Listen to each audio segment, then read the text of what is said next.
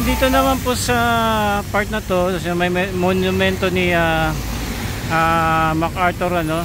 Kaya napaalis naman po yung mga informal settlers dito. Actually, naghakot na nga dito yung taga City of Manila. Na clearing sila? Oo, tapos sinasakay na sila sa MDSWD. Nakuha yung iba? Hindi, wala ka, nakatakbo eh. Nakatakbo, no? May mga nakita nga ako ron eh. Bibilis. Nakakariton pa eh. Oo, ang bibilis. Pinagbabawalan na nga sila dito, pabalik-balik na. Oo nga, nabababoy yung area, no? Saka hindi, madistrana sila. Kasi pag... Oo, lalaki ng pilote na yan, no? Ginagawa yun kasi. Eh, wala pa kami dito. Marami kayo nakuha? Mga ano lang, mga basura-basura? Oo, mga basura-basura, mga sapin. Mga sapin. Kaya nga dapat talaga tao. Ayun lang pa kami, mga alauna. Ay kaya lang pagka kukupkupin sila dun sa ano? DSWD. Oo, DSWD. Makainin naman sila ron. Oo. Kaya lang lumalayas din sila ron eh. Tumatakas. Matakas. At babalik dito. Po, sana mabigyan ng solusyon yan, ano? Kasi pabalik-balik lang sila eh. Pinagkawalan na sila dyan. Paano yung mangyari? Magbabantay po kayo dyan? Ha? Magbabantay po kayo? Hindi naman, pag may oras naman kami, pag-uwi na. Kasi baka mamaya, dyan din sila mamaya. Siguro mamaya, dyan din yan. Babalikan nyo na lang. Ito yung area, mga kababayan, na clearing po. Kasi delikado nga po sila rito eh. Dahil construction works po ito ng ng esplanade. So direktiba po ni Yorme, linisin po tong area na ito. Mailagay po sa DSWD yung makukuha. Nagtakbuhan daw. Tapos mga gamit-gamit lang na iba, mga pangsapin, mga kahoy. Yun po yung kanilang nahakot. Ayun po yung truck oh. Yan.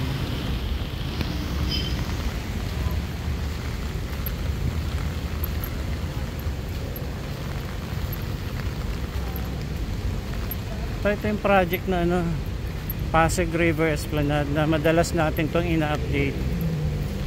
So ayan.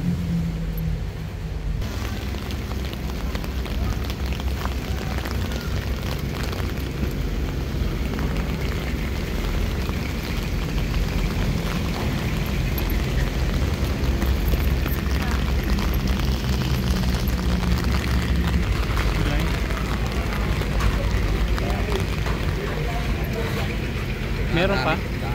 Gamit na lang. Gamit na lang daw.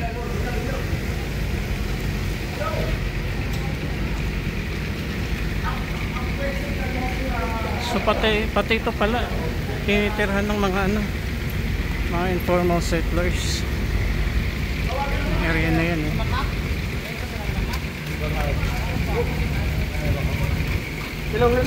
Ayan, so kinukuha yung mga gamit. Tapos dito lamang yan 63 families na na-relocate. Ayan, sa area na yan.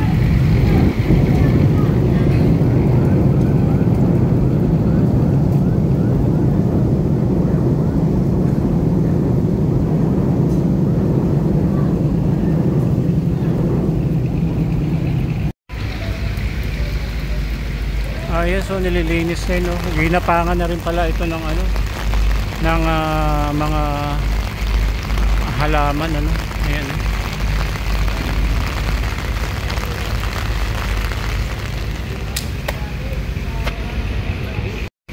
lumakas yung ulan and at the same time nagkaroon po ng clearing operation dito po sa project ng ng Pasig River Esplanade kasi meron pa ritong part na hindi na na-clear, especially dyan sa may parang monumento ni Douglas MacArthur dyan sa pagbaba ng ng tulay yun, na clearing na po dun yung iba nagtakbuhan, nakuha na lamang yung mga sapin. Actually dito nga rin po binahayan din pala. Ito yung pinaka bridge ng LRT, dinadaanan ng ng LRT. Ito approaching po ito sana sa Carriedo. So possible talaga dito sila na makapagbahay-bahay, makatulog ayun, ang daming ang daming mga sapin-sapin, mga kumot.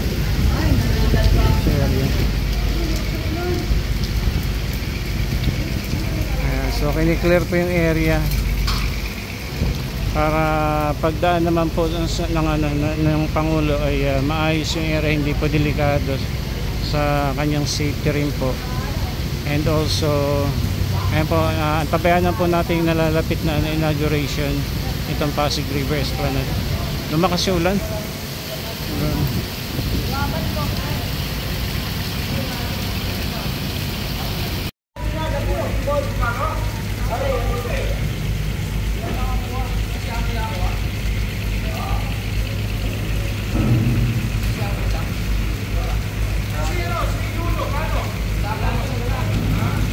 Ito yung mga basura na nakuha po rito. Damit, sapin.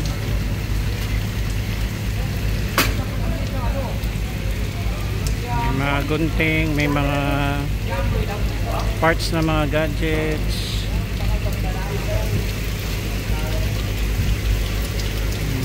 May mga notebook.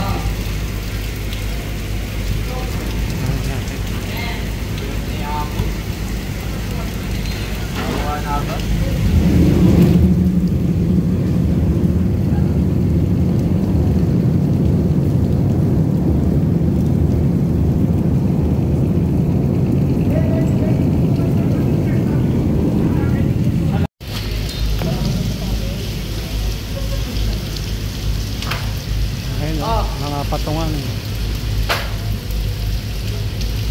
Guys, kan mo ba ito mabuti? Ay. Yan ang akalat, parin na para makita ka lang. Ang Jakol! Ang Jakol dyan sa nani. Yan.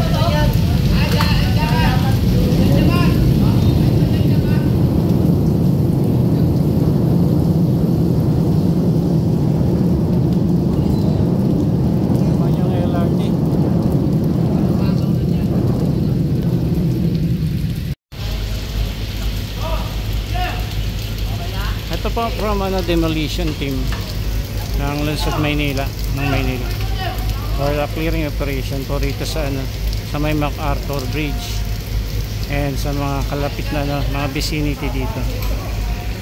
Dito okay na dyan oh. So dito na lang pala may mga part pa rito na hindi na clear, saka dun sa may paanan ng MacArthur Bridge.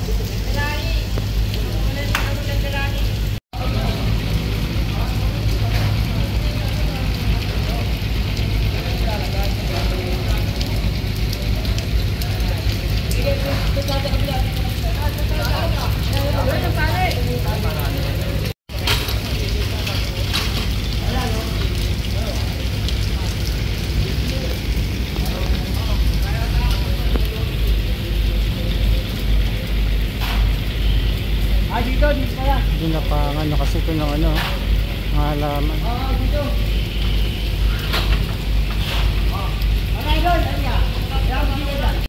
Bale, nga pala, pinapump na tong yung na-stock na tubig dito sa may sa pinaka-tunnel ito. Dito sa ilalim ng MacArthur Bridge. Yan. And medyo nababawasan na. Andun yung sasakyan sa kabila, yung kanila makina sa kabilang side. Ito naman yung papunta sa may na tatawid ka dyan sa ilalim nitong tulay. Approaching ka dyan sa may likod ng ng Manila Post Office. Naka ng mga lampos oh.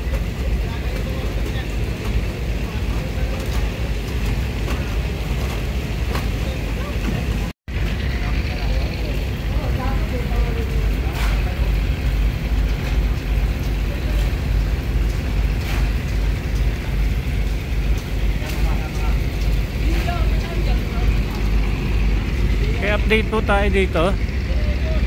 So once again, ito yung area na kung saan tinirahan po ng ilang dekada ng mga informal settlers. So clear na po ito ngayon, dine-develop na, inaayos na.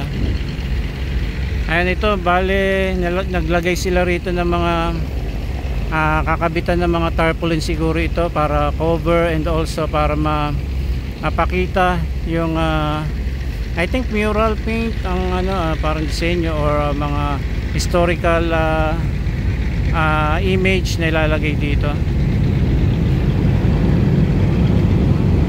So nilalagay na po ng ano ng parang harang ano itong mga puno. Para makaupo. Ayan o.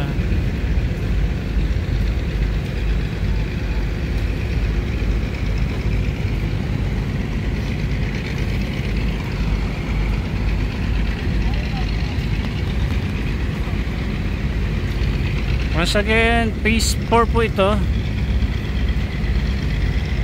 Pasig River Esplanade. Ayan, katatapos lamang ng ano ng ulan.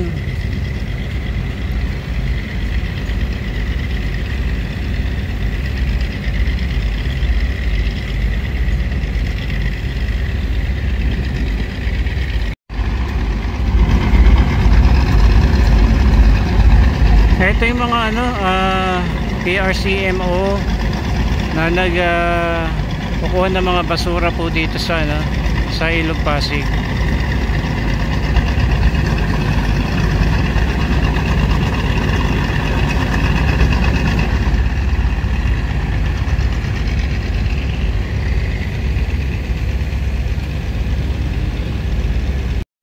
Bale, nahakot na rin po yung mga basura dito na naipon diyan sa may part ng ano muna tinamba kasi yan eh, diyan sa may bus terminal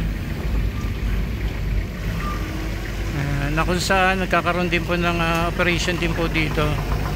Ayan ano, para sa nalalapit na inauguration ay maayos naman po yung daraanan na mga opisyalis ng bansa.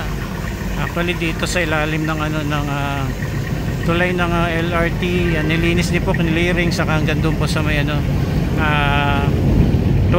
ibaba ng tulay ng ano MacArthur Bridge, nagkaroon po ng clearing operation diyan. Tapos ito na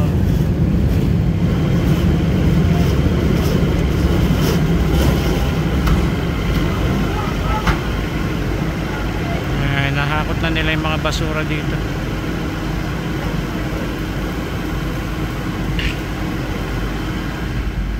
Once again, ito po yung phase 4 Pasig River Esplanade.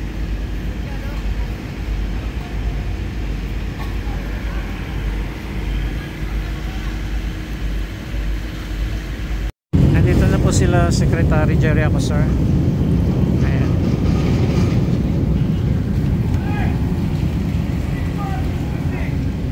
Ayan.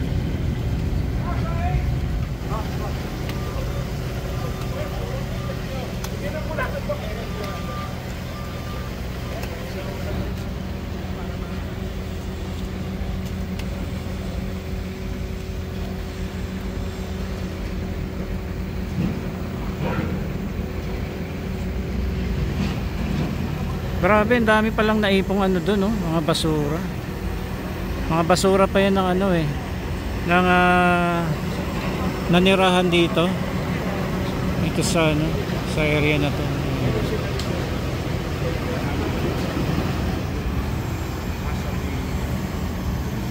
Si Sir Jerry Acosar. Jerry Acosar. Apo. Siya ang hepe ng DSUD. Yes po. Pero siyang ngayon presidential advisor siya. Sa Pasig River. Pero siya po yung nag-ano sa DSUD. Silang gumawa ng yung Jones Bridge natin. Kanya siya